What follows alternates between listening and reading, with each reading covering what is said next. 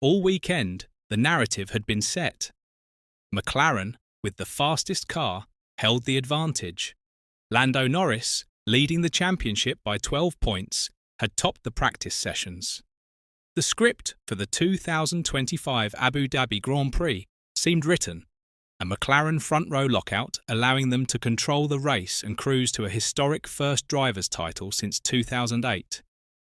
But in the final decisive moments of qualifying, under the immense pressure of a championship showdown, Max Verstappen delivered a performance of such dominance and authority that it ripped that script to shreds. In the space of 2 blistering laps, the reigning 4-time world champion dropped a bombshell on McLaren's aspirations, seizing a stunning pole position and reminding everyone that in a title fight, you can never, ever count out a champion. It was a statement of intent. It was a psychological blow landed with the force of a sledgehammer. Throughout the weekend, McLaren had looked comfortable, their car seemingly in a class of its own around the Yas Marina circuit. Norris and his teammate Oscar Piastri were consistently at the top of the timesheets, while Verstappen and Red Bull appeared to be on the back foot. But as has so often been the case in his career when the pressure was at its most intense, Verstappen found another level. He didn't just beat the McLarens, he dominated them.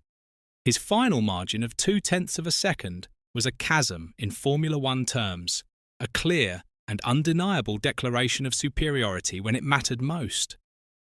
Verstappen's performance was a masterclass in strategy, execution, and raw speed. While McLaren had used up their tyres progressing through the earlier qualifying music sessions, Red Bull had played a strategic game, preserving a fresh set of soft tyres for the final Q3 shootout. It was a gamble that paid off handsomely, and it was executed with clinical precision. On his first flying lap, aided by a perfectly executed tow from his teammate Yuki Tsunoda up the back straight, Verstappen laid down a marker that would have been good enough for pole on its own. The McLarens, running on tyres that had already been used in Q2, simply had no response to that level of performance. The message was clear: catch me if you can. And the brutal reality was they couldn't. The McLaren drivers, on their used tyres, simply had no answer. On their final runs with fresh rubber, they both improved. Norris, under immense pressure, produced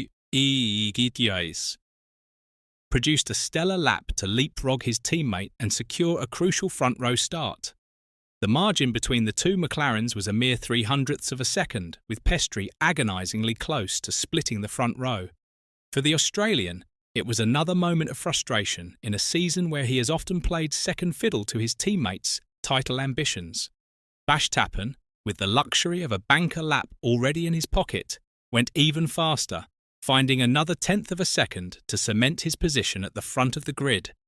It was a display of a driver at the absolute peak of his powers, a champion who thrives in the heat of battle and revels in the role of the spoiler. Both of Verstappen's Q3 laps would have been good enough for pole position, a fact that underlines just how dominant his performance truly was. For McLaren, this was the nightmare scenario. Pole position was not just a desire, it was a necessity. A front-row lockout would have allowed them to dictate the terms of the race, to control the pace, and to protect Norris from the chaos of the midfield. It would have given them the strategic flexibility to manage the race on their terms, to ensure that Norris secured the points he needed without drama. Now, they find themselves on the defensive, forced to react rather than dictate. Norris, starting from second, is in a strong position, but he is no longer in control. He will have Verstappen, a driver with nothing to lose and everything to gain, breathing down his neck into the first corner. The Dutchman now has the power to control the pace of the race to potentially back Norris and Piastri into the chasing pack behind them, and to create the kind of unpredictable, chaotic race that McLaren desperately wanted to avoid. It's a tactical nightmare, and it's one that Verstappen has engineered with ruthless efficiency. The reaction from the drivers told the story. Verstappen, cool and composed, was a picture of satisfaction. "We found a bit more lap time and I am incredibly happy to be in first," he said with a calm confidence. "That's the only thing we can do. We can control to maximise what we have." It was the response of a driver who had done everything within his power, who had executed his plan to perfection, and music, who now held all the cards going into the race. For Norris, there was a sense of resignation, a quiet disappointment that his best was not good enough. "It's tough. Max did a good job, so congrats to him," he admitted. "We did everything we could. I think my lap was pretty good. I was pretty happy. Of course, disappointed to not be on pole for the final weekend, but we were just not fast enough today."